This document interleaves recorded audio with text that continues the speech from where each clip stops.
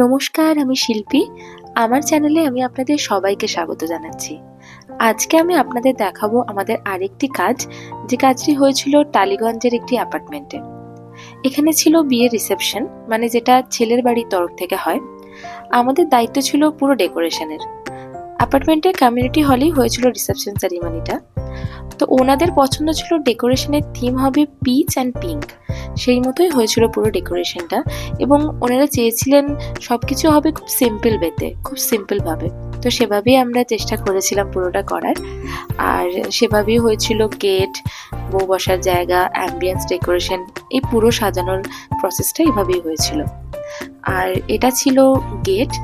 এই গেটে আমরাও কিছু কিছু কালারের ফুল অ্যাড করেছিলাম, যাতে অনেক বেশি সুন্দর হয় আরও দেখতে।